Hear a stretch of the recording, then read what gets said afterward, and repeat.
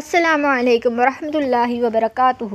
نحمدہ و نصلی علی رسولہ الکریم، اما بعد، اعوذ باللہ من الشیطان الرجیم، بسم اللہ الرحمن الرحیم۔ معزز سامعین کرام، قرآن مقدس میں اللہ رب العزت نے کئی جگہ اپنی عبادت اور اپنے حق کے ساتھ والدین کے حق کا بھی تذکرہ فرمایا، اور جہاں مالک دو جہاں اور خالق کائنات نے اپنی عبادت کی تاکید فرمائی، وہاں والدین کے ساتھ حسن سلوک اور رواداری کی بھی تاکید فرمائی۔ الغرض والدین کا حق اولاد کے اوپر اللہ تبارک و تعالیٰ کے بعد دوسرے نمبر پر ہے، اس لیے اللہ تبارک و تعالیٰ معاشی حقیقی ہیں۔ اس لیے اللہ تبارک و تعالیٰ نے جگہ جگہ ماں باپ کے حقوق کی تاکید فرمائی ہے۔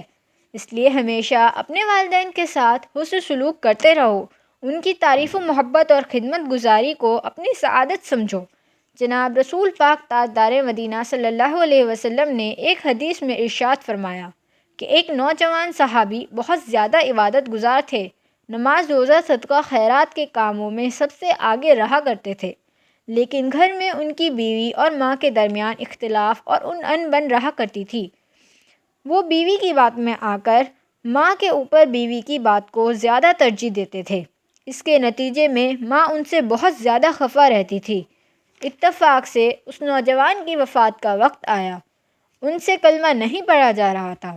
ان کی بیوی نبی کریم صلی اللہ علیہ وسلم کے پاس یہ کہلاوا بھیجا کہ میرے شوہر قریب المرگ کی حالت میں ہیں، چاہتی ہوں کہ آپ کو بتا دوں۔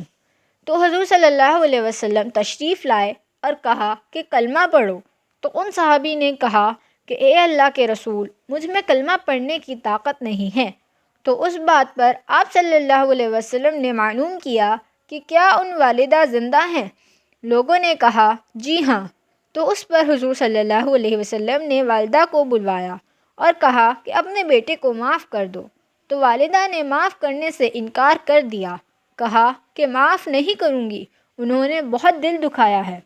تو اس بات پر آپ صلی اللہ علیہ وسلم نے لکڑیاں اکٹھا کرنے کا حکم دیا اور اس میں آگ لگا دی گئی۔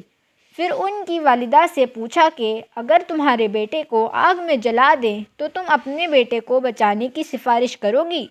ماں نے کہا ہاں۔ تو اس پر حضور صلی اللہ علیہ وسلم نے فرمایا کہ جہنم کی آگ اس سے کئی زیادہ سخت ہے، جب تمہیں اس آگ میں جلنا گوارا نہیں تو اس سے کئی زیادہ سخت آگ میں جلنا کیسے گوارا ہوگا؟ لہٰذا یا تو تم اپنے بیٹے کو معاف کر دو، ورنہ ہم تمہارے بیٹے کو تمہارے سامنے جلا دیتے ہیں۔ اور اس پر ماں نے کہا یا رسول اللہ، آپ گواہ رہتے ہیں، میں نے اپنے بیٹے کو معاف کر دیا اور میں اب اس سے راضی ہوں۔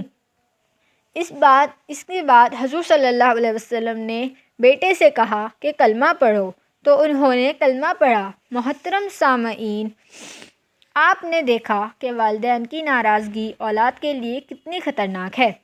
والدین کو اپنے کندھوں کا بوجھ سمجھنے والوں اور والدین کی ناقدری کرنے والوں، ذرا اس حدیث پر غور کرو کہ جنہوں نے والدین کی نافرمانی کی، اللہ تبارک و تعالیٰ نے انہیں دنیا میں ہی کیسی سزا دی۔ اس لیے سب عزم کرو کہ انشاءاللہ والدین کی خدمت ہر حال میں کرنی ہے۔ اب آخر میں اللہ تبارک و تعالیٰ سے دعا ہے کہ ہمیں کہنے سننے سے زیادہ عمل کرنے کی توفیق عطا فرمائے، آمین۔